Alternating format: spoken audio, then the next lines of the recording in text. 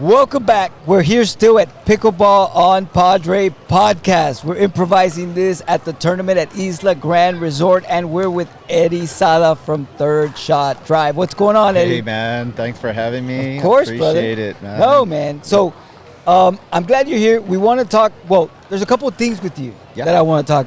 One is you have a brand called Third Shot Drive. Yes, sir. How the hell did that come about? How did you? Why would you even we started playing pickleball? You came up with a brand. How did that happen? Well, it was just one of those things that once we started playing pickleball, Erica and I, it was it caught our attention. First of all, the sport in itself. Erica's your wife, by the way. Yes, my wife Erica. Just to let everyone know. We kind of dabbled with pickleball in general 7 years ago with a lot of our friends were in the racquetball world in the scene, and some of our buddies just started playing a little bit of pickleball, and so once we picked it up, we just fell in love with it right away. But that was 7 years ago, right? During that time, we didn't get a lot of people to come join us play, so we kind of left it. Fast forward to now, we just gave it a shot again, and thought, you know what, let's try a different sport. We own a gym called Lithium Strength, and we did a lot of CrossFit. Erica has a lot of CrossFit background.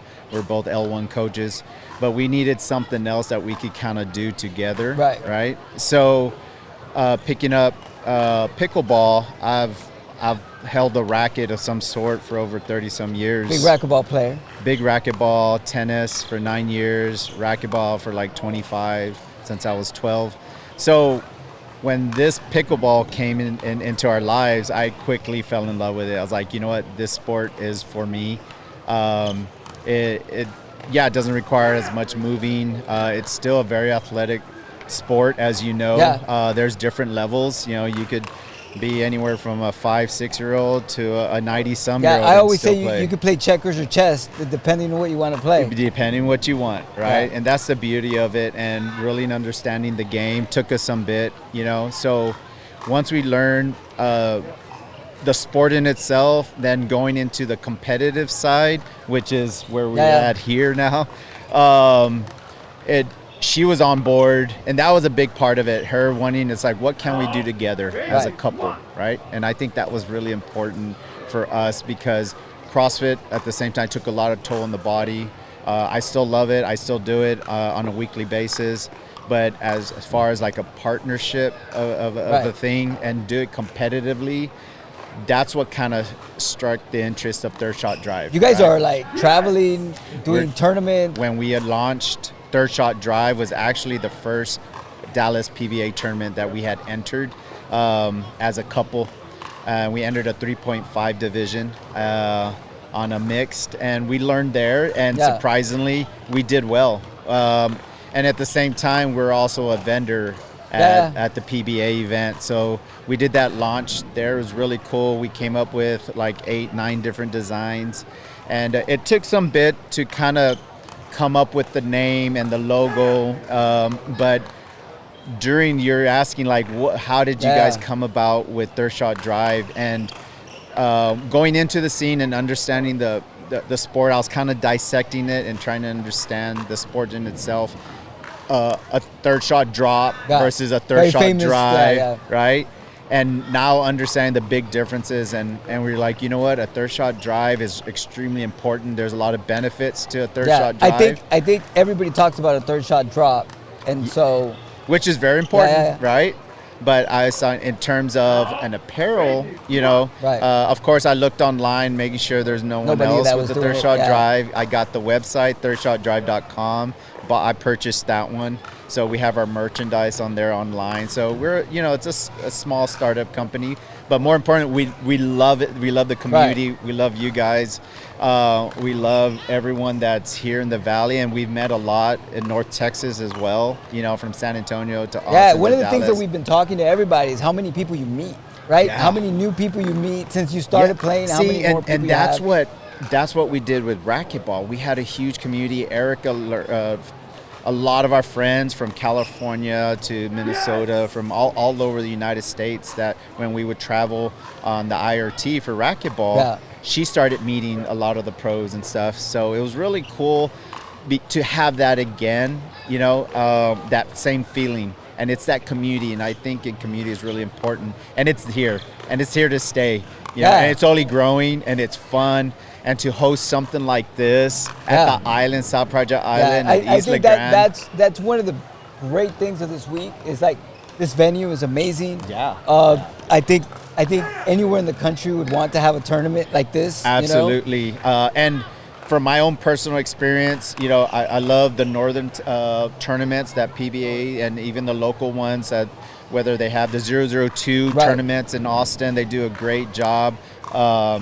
And having something down for ourselves that you guys are starting up is amazing, and it's just exciting us. And I know it's the first one. Sometimes the launches could be a little bit harder, the exposure, right? It's a lot of work. It's definitely a lot of work, and I know y'all been working on it for quite some time, and you guys are doing a great job in getting that exposure. But more importantly, it's like starting it. You guys are starting it, right? No, and I think that one of the things that we focused on, the three partners, JR, Pickle, and myself, is to grow the sport, right? And to make it more accessible to more people so we can have more competition. Exactly. I always tell JR that it's selfish because I just want more people to compete, to get better, and to do better.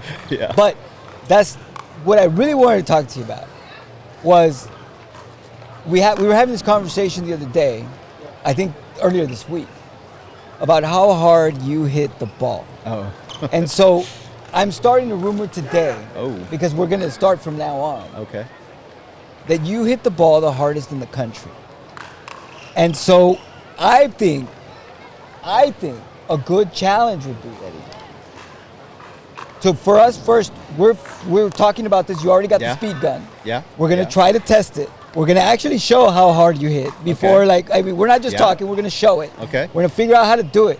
But I think we could do something where, we challenge people to show us how hard they hit and see if somebody can hit harder than you somewhere in the country. Are we doing it off a drive? Are we doing it off a serve? Are we doing it backhand? Are we doing it forehand? Yes. I'd like to say I probably have the hardest backhand serve in the country. Okay. All right. So you heard it here. We're going to test backhand it. Yes. serve. So what we're saying now, hopefully this weekend we have time. We brought the gun. We're going to try to do it. We're going to try to get it on camera. I'm going to try to even get it maybe slow-mo. We're going to see what we can do, right? If we can't do it today, we'll do it later, but we want to get it, and then we'll challenge people. I'd like to just come out and guess what you think the speed could possibly be before even putting it. That would be amazing, too. Yeah. Right? Yeah. So, I mean, if you get on YouTube, you see a lot of the YouTubers and stuff that record a lot of the speed of the balls on their drives. I think they're ranging 60, 70 miles per hour. Yes. Maybe. So when I've used the machine, I've set it. Does it have a speed? I've set it to 90 some.